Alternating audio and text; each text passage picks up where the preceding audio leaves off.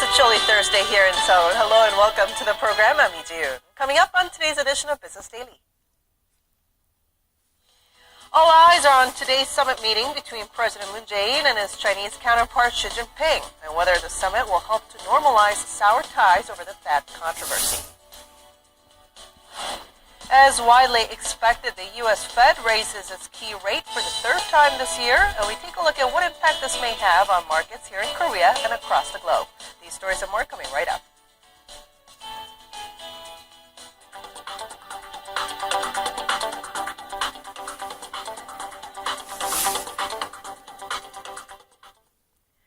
Today is the second day of President Moon's state visit to China. And according to the Blue House, Moon attended the opening ceremony of the Korea-China Economic and Trade Partnership and will soon hold the long-awaited summit with his Chinese counterpart Xi Jinping. We now connect to our Blue House correspondent Hwang Ho-jun for more. Ho-jun. Hello, Ji-yoon.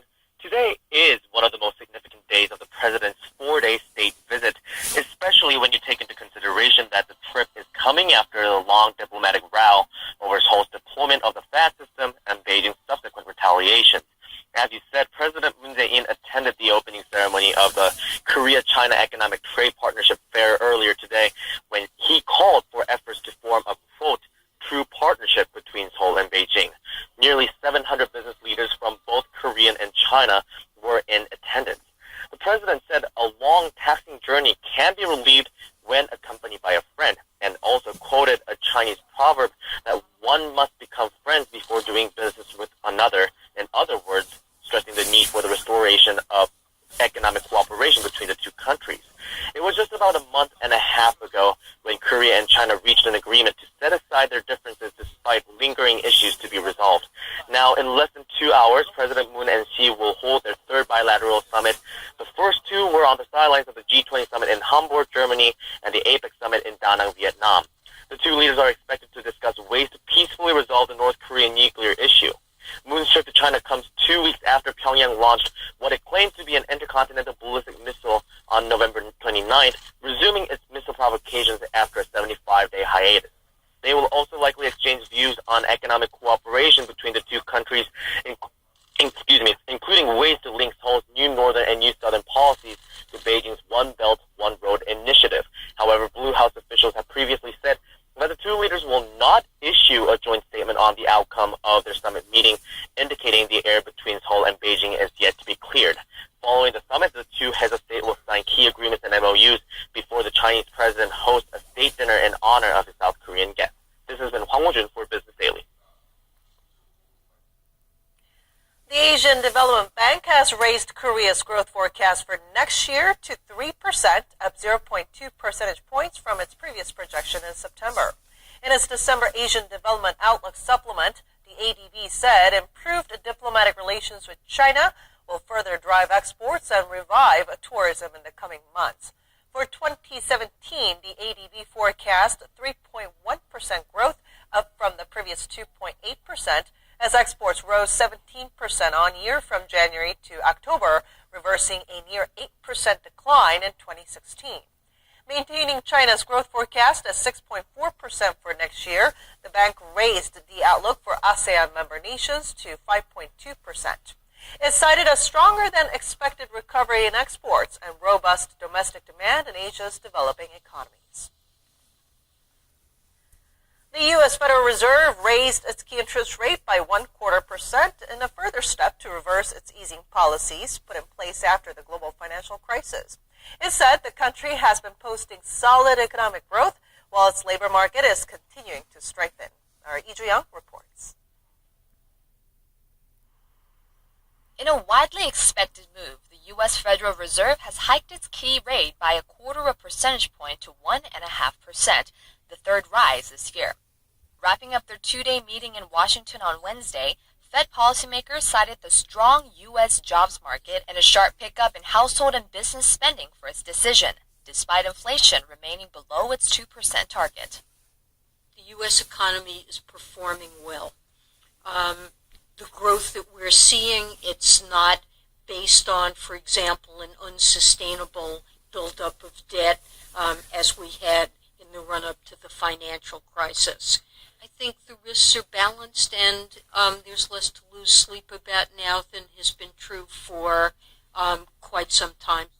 Sticking to its previous forecast, the Fed also said it still expects to raise rates 3 more times in 2018.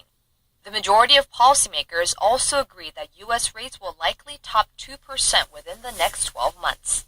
In addition, the central bankers upgraded their economic growth forecast for this year and the next to 2.5%. The 2018 projection far exceeds the Fed's previous estimate of 2.1% published just 3 months ago.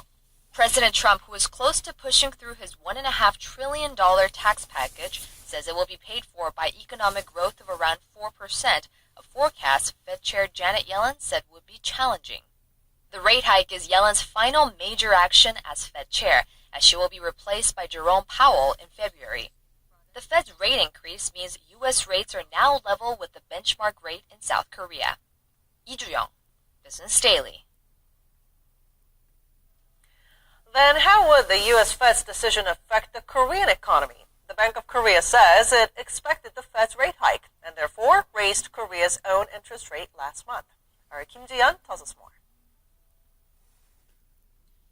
Authorities at the Bank of Korea say there were no immediate signs of capital flight from the country since the move by the U.S. Federal Reserve has been widely expected. The BOK also pointed to Korea's strong fundamentals, with the economy forecast to grow 3% this year on booming exports.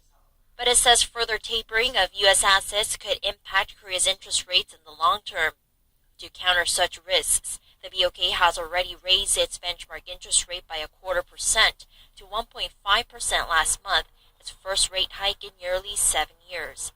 Although the move has been expected, it has raised concerns that the rate hike would increase the burden of the $1.3 trillion household debt, since it would severely affect homeowners' ability to repay their debts and raise the risk of people defaulting on their housing loans. The BOK played down the possibility of the worsening household debt issue, saying the government is laying out countermeasures.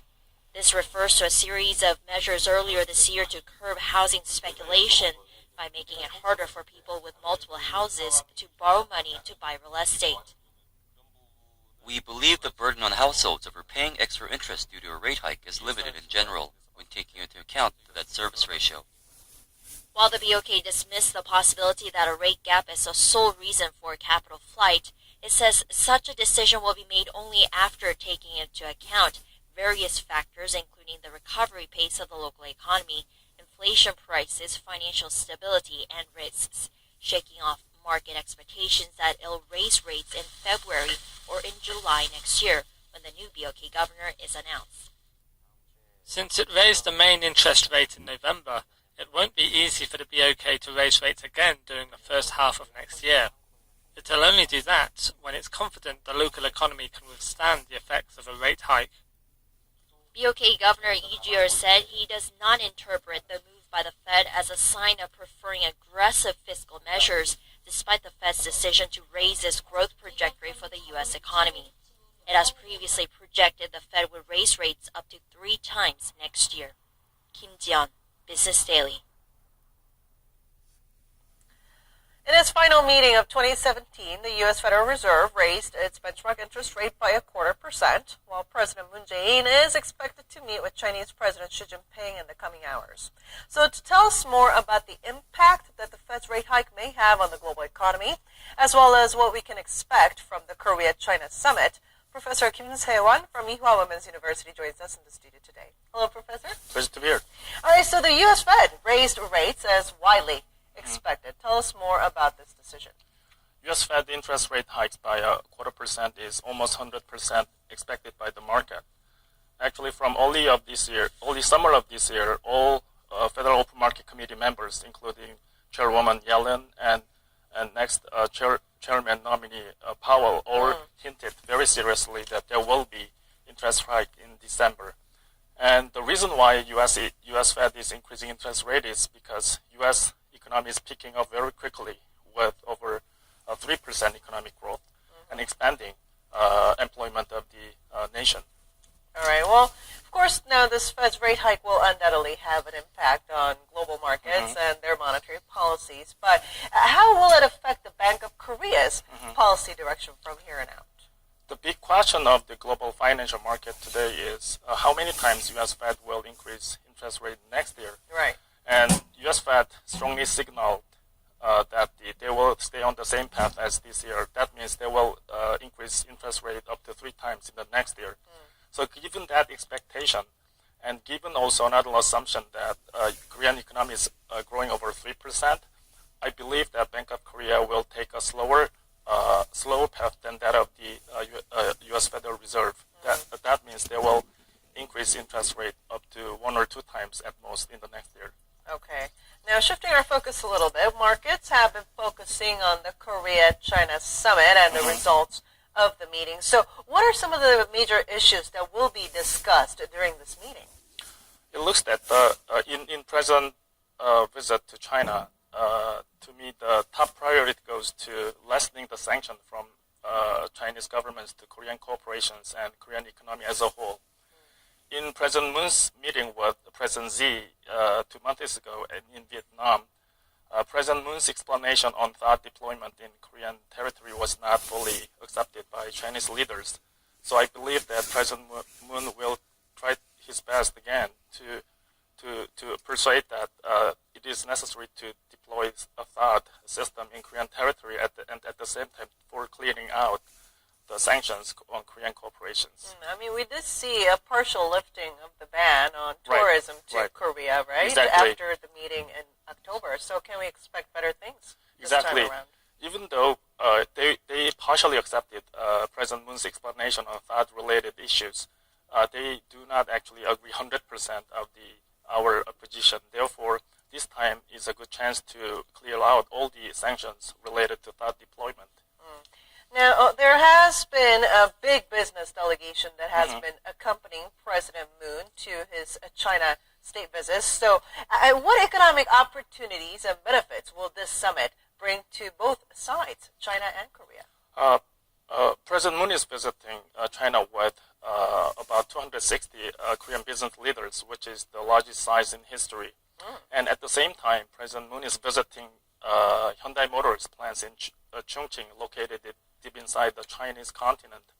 I think that means something to Chinese governments because one of the most urgent needs of the Chinese government is developing underdeveloped regions like Chongqing and Xi'an. So that gives that huge investment by Korean corporations in Chongqing and Xi'an really makes Chinese government happy. So in response, we can expect that 100% and overall clearing out of the sanctions on Korean corporations and economy. Now, there has been also news of two sides possibly announcing the start of negotiations on the Korea-China FTA. So will Korean businesses be able to make their way into the Chinese market? Yes, recently actually foreign investors' direct investment to China is decreasing very quickly for the first time in history. So, for example, in the first half of this year, foreign direct investment to China is decreasing over 5%, and most of the decrease came from the most developed countries like U.S., UK, Germany, and Korea. So I believe that the Chinese government believes that President Moon's visit to China is a great chance to induce more direct investment from Korea. And at the same time, it is known that Chinese corporations want more cooperation with Korean economy in the businesses of entertainment and high-tech ship designing and financial services like auto insurance. So Korean corporations will have a more extended chance of the businesses in these industries. Well, for now, we'll keep our eyes on the summit and what comes out of it. Thank you so much for coming in today. Thank you very much. Of $506 billion as of Wednesday morning on the U.S. East Coast.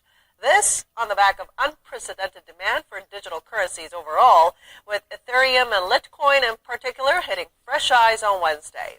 The market cap of cryptocurrencies has now surpassed the value of a billionaire Warren Buffett's Berkshire Hathaway at around $491 billion. Their value was also higher than that of U.S. banks Citigroup and Wells Fargo combined. Commodity traders familiar with volatility swings have been jumping into the cryptocurrency fray in search of profits, according to the Wall Street Journal.